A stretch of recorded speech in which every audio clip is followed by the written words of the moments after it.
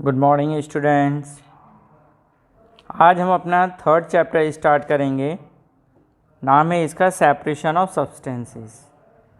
अब देखिए, ये जो चैप्टर है, इस चैप्टर से रिलेटेड बहुत सारी चीज़ें आपको पता हैं।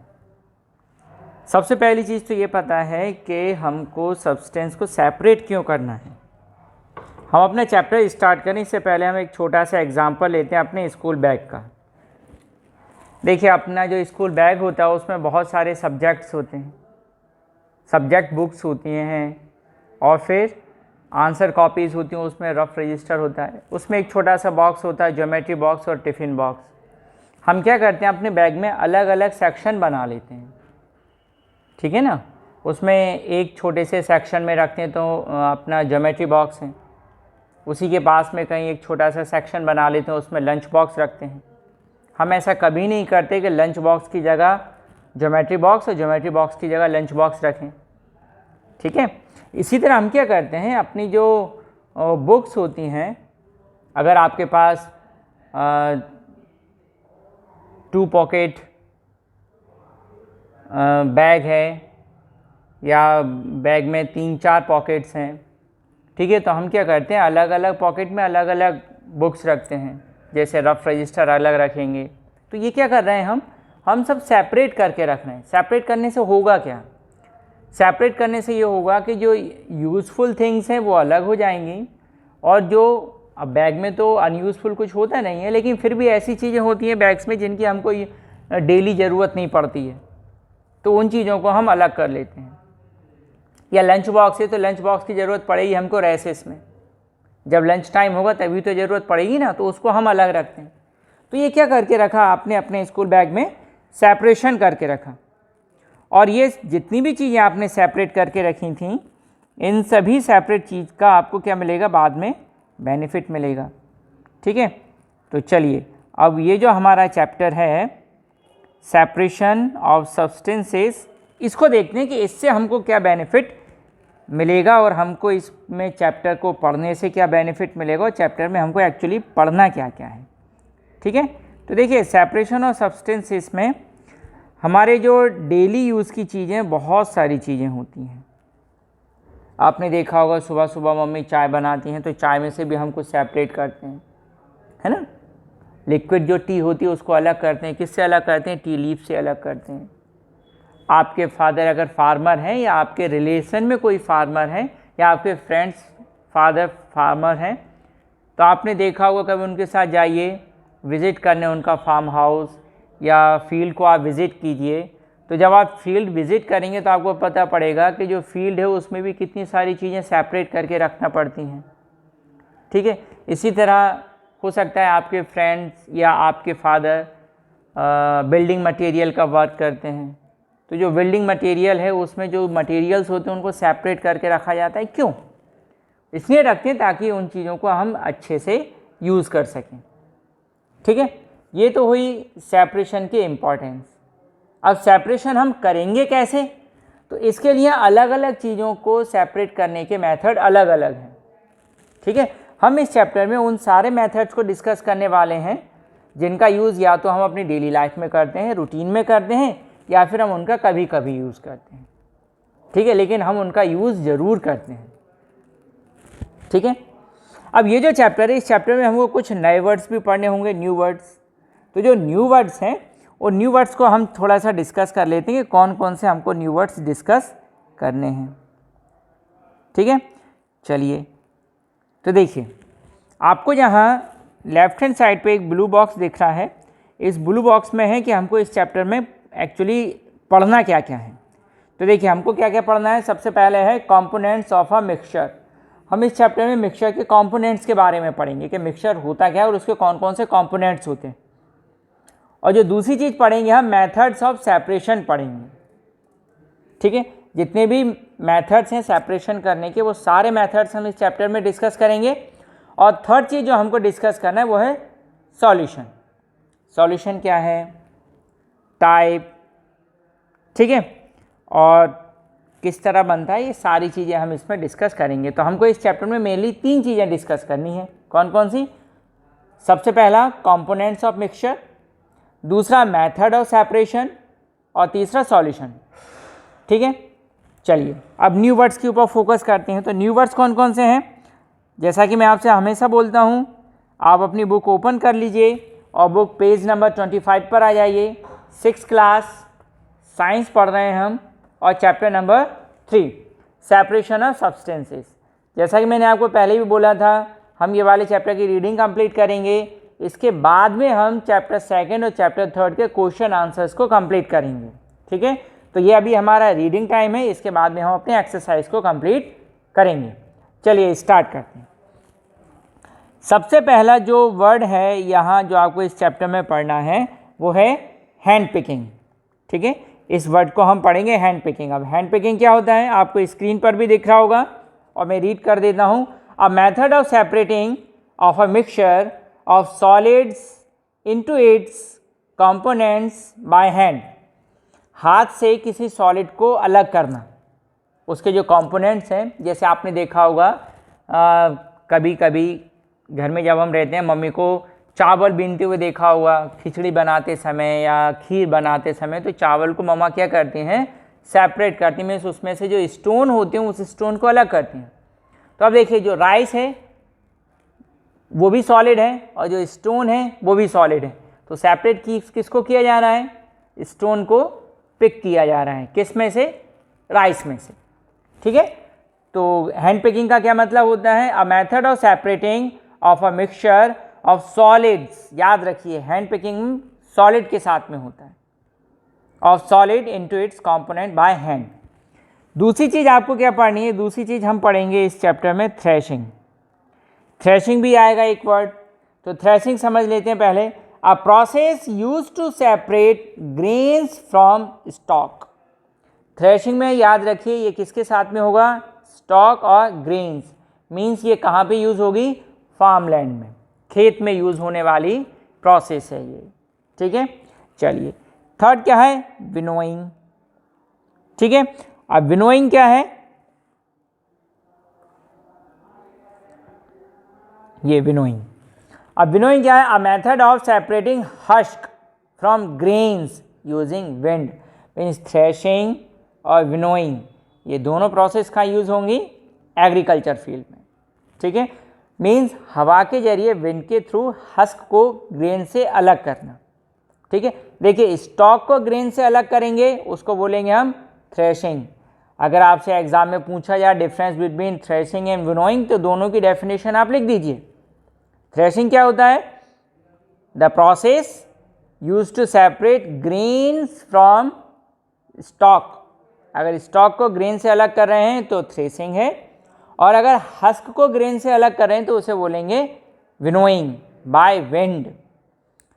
थर्ड है, नेक्स्ट है, यह है सीविंग। अब सीविंग क्या है, a method to separating fine particles from bigger particles. ठीक है, एक ही टाइप की चीज़ है, उसमें छोटे पार्टिकल्स भी हैं और बड़े पार्टिकल्स भी हैं, तो उन छोटे पार्टिकल्स को बड़े पार्टिकल से सेपरेट करना, सेम काइंड ऑफ थिंग में, एक जैसी चीज़ में छोटे को बड़े से अलग करना, इसको बोलते हैं हम सीविंग। सेडिमेंटेशन, सेडिमेंटेशन क्या है, a substance that settle down at the bottom of a liquid. ठीक है, कोई लिक्विड है, उस लिक्विड में जो सब्सटेंस है, सॉलिड पार्टिकल्स है, वो कहाँ चले जाएं, सेटल डाउन, नीचे बैठ जाएं, इस प्रोसेस को बोलेंगे हम सेडिमेंटेशन। ठीक है, इसके बाद में क्या है, फिल्ट्रेशन। अब फिल्ट्रेशन क्या है, a method of separating insoluble solid components from a liquid. ठीक है, सीविंग अलग मेथड है और फिल्ट्रेशन अलग मेथड है। फिल्ट्रेशन में लिक्विड से इनसॉल्युबल पार्टिकल्स को अलग करना, कोई लिक्विड है, कोई सॉल्यूशन है, उसमें से हमको क्या करना है, इनसॉल्युबल पार्टिकल्स को अलग करना है लिक्विड में से, उसको बोलेंगे हम फिल्ट्रेशन। फिर है रेजिड्यू, फिल्ट्रेशन के जस्ट नीचे रेजिड्यू। अब रेजिड्यू क्या होता है, a substance that remain in the filter.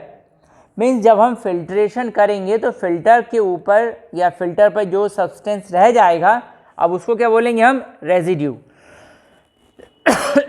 Sorry. फिर है filtrate, substance that flow through a filter or through the filter। ठीक है, अब देखिए फिल्ट्रेशन क्या है, लिक्विड में से इनसॉल्युबल पार्टिकल्स को अलग करना। जो फिल्टर पर रह गए इनसॉल्युबल वो तो है रेजिड्यू, और जो फिल्टर से पास हो गए थ्रू द फिल्टर, वहाँ से पास हो गए, उसको क्या बोलेंगे हम, फिल्ट्रेट। फिर है इवेपोरेशन। ठीक है, अब इवेपोरेशन क्या है, ये इवेपोरेशन क्या है, the process of converting a liquid into vapour. Liquid का वेपर में कन्वर्ट होना, उसको बोलते हैं इवेपोरेशन। Then solute. सॉलिड क्या है, substance that dissolve in a liquid. Liquid में जो चीज़ डिजॉल्व हो जाती है उसे बोलते हैं सॉल्यूट। जैसे आपके पास एक ग्लास पानी है और उसमें आपने 1 टीस्पून शुगर ऐड की और स्टर कर दिया, शुगर डिसअपियर हो गई, तो शुगर क्या हुई, सॉल्यूट। ठीक है, तो a substance that dissolve in a liquid. Solvent, a liquid in which a solute dissolve. दोबारा से रिपीट करता हूँ, एक ग्लास पानी है, उसमें आपने शक्कर को डिजॉल्व किया, तो अब शक्कर किस में डिजॉल्व हो रही है, शक्कर डिजॉल्व हो रही है पानी में, तो पानी क्या कहलाएगा, सॉल्वेंट। शक्कर क्या कहलाएगी, solute. Solution, a mixture of solute and solvent. Solute और सॉल्वेंट का जो मिक्सचर है, कॉम्बिनेशन है, उसको बोलेंगे हम सॉल्यूशन। जैसे एक गिलास पानी, उसमें आपने शक्कर ऐड कर दिया, अब कंपोजिशन चेंज हो गई, पहले प्लेन वाटर था, शुगर अलग थी, दोनों को ऐड कर दिया, तो क्या बना, जो मिक्सचर बना उसको बोलेंगे हम सॉल्यूशन। देन सबसे लास्ट में क्या है, सबसे लास्ट में saturated solution. A solution in which no more solute can be dissolved at a given temperature।